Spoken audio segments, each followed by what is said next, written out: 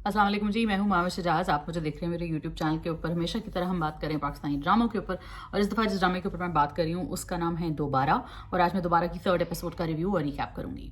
जी, तो दोबारा लिखा है सरवत नज़ीर ने, और इसमें स्टार कर रहे हैं बिलाल अब्बास और Hadika Kiani.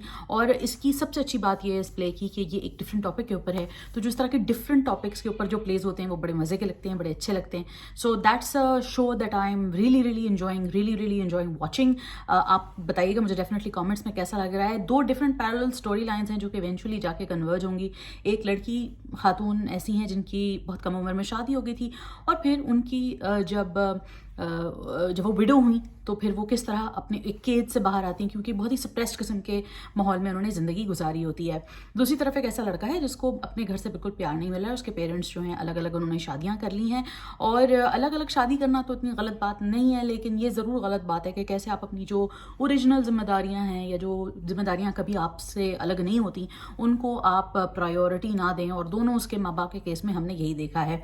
Mehrunnisa which is played by beautifully by Hadiqa Kiani, and Mahir, which is played amazingly by Bilal Abbas, because I feel like this is such a tricky role, because he has to remain likable while doing very unlikable things.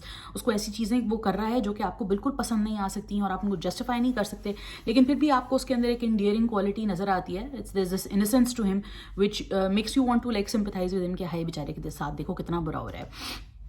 दूसरी तरफ हदीका कियानी का role है, तो उस role के अंदर जो important बात ये है जो मैं बार बार कह रही हूँ और मैं पहले भी कई दफ़ा जिक्र कर चुकी हूँ वैसे भी, कि उस कहानी की जो लोग अपने अपने हिसाब से चीज़ें इंटरप्रेट करते हैं, ज़ाहिर है किसी को कोई चीज़ समझ आती है, किसी को कोई चीज़ समझ आती है, लेकिन उस मेहरू के किरदार में ये चीज़ समझने की बहुत ज़रूरत है कि मसला ये नहीं है कि उसकी उम्र डेफिनेटली एक इशू है, आप उसको कंसिडर कर सकते हैं, लेकिन बड़ी और छोटी उम्र से ज़्यादा जो इशू है वो ये कि जो जिस सप्रेशन में उसको रखा गया है और उसकी कंसेंट के बगैर और उसके रियल कंसेंट के बगैर उसकी शादी कर दी गई है, पकड़ के उसको बांध दिया गया है, जैसे हमारे यहाँ भेड़ बकरियाँ चला दी जाती हैं, कभी कभी लड़कियों को इस तरह उनके साथ ट्रीटमेंट किया जाता है, तो वो चीज़ गलत है। और इसकी वजह से उसने जो पूरी ज़िंदगी जो एक अपना बचपन और अपनी जवानी जो कुछ ख़वातीन खो देती हैं बिकॉज उनके साथ इस तरह की ज़्यादती होती है, तो उसके ऊपर ये कहानी, उसका किरदार के ऊपर की जो कहानी है वो ये है।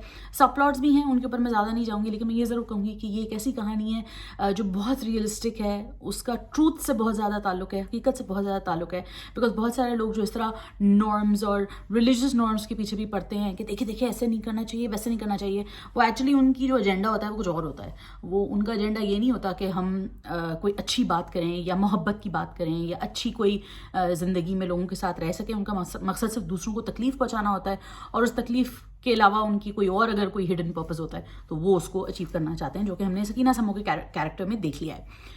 So that's my review so far. I really enjoy it. I think it's the best drama these days. So do watch it if you haven't watched it so far. Let me know what you guys thought. Like कीजिए, comment कीजिए, subscribe कीजिए, और more reviews के लिए do stay tuned. खुदा हाफिज़.